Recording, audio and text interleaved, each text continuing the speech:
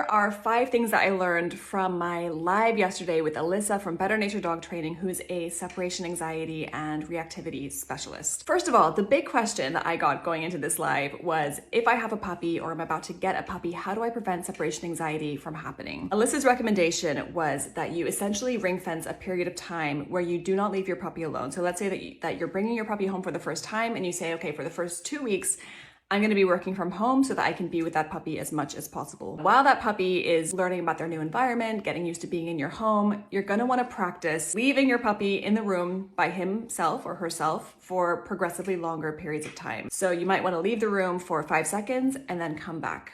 And then maybe a few minutes later, leave the room for 10 seconds and then come back. One thing Alyssa noted was that you don't want to be progressively increasing the amount of time that you're leaving your puppy every single time. You want to make sure that you're increasing the time and then keeping it the same. And then maybe bringing the time a little bit shorter that you're leaving the room and then bring it higher. Because if you aggressively increase the time, dogs are very good at pattern recognition and your dog is likely to realize what you're doing. So you want to make sure that you're trending upwards in terms of the amount of time that you're leaving your dog alone, but that you are mixing it up so they don't know what's going to happen next. The second thing I learned, which was another huge question that I got going into this live from people, was I have a dog who's displaying symptoms of separation anxiety. They're tearing things up when I leave the house. They're crying nonstop. What do I do? And this actually surprised me a little bit, but the process is actually the exact same pretty much in terms of you want to make sure that you're in a position where you have that ring fence period of time to start practicing this exercise of leaving your dog for progressively longer periods of time, but not longer every single time, if you see what I mean. So trending upwards, but not increasing it every single time. If you're in a position where you can't have that time with your dog to get them comfortable with being alone,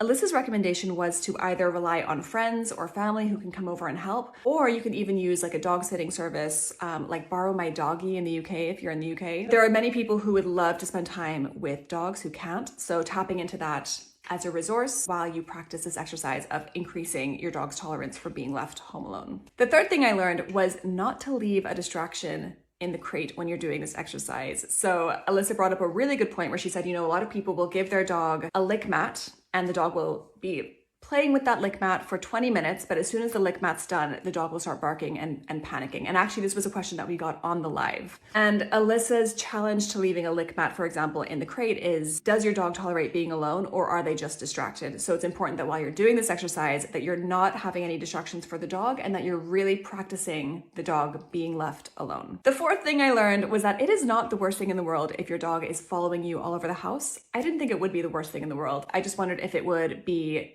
correlated to separation anxiety. She did share an interesting stat around, from memory, it was something like 80% of dogs who followed their owners around had separation anxiety, whereas 60% of dogs who didn't follow, am I getting this right? Hold on, let me remember what it was. I really wish this live had recorded. This is what it was. It was of dogs that have separation anxiety, 80% of those dogs were reported to follow their owners around, whereas for dogs that were reported as not having separation anxiety, 60% of those dogs followed their owners around. And I think there were kind of 2 different ways that you could look at this. You could look at this as saying dogs love following people around, they're social animals, whether they have separation anxiety or not.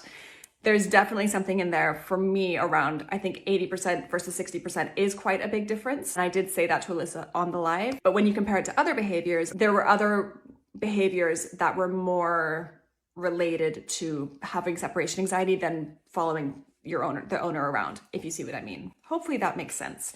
The headline is, don't worry if your dog's following you around. It doesn't necessarily mean that that is nurturing separation anxiety. The last thing that I learned, which really gave me pause, was that Alyssa said she sees no problem with having your pets on the couch. I loved something that she said around, our dogs have such little choice in life. We choose what they eat, we choose where they go, that actually giving them as much freedom as possible where we can be a good thing. To which later that night, I tried to let Vigo on the couch and he promptly started biting my arm. And so I thought, you know what?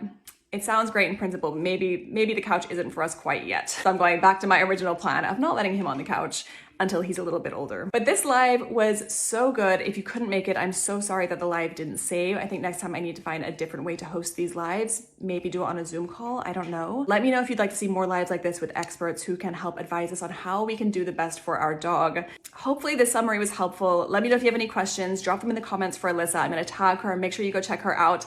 And Alyssa, thank you so much again for joining me last night.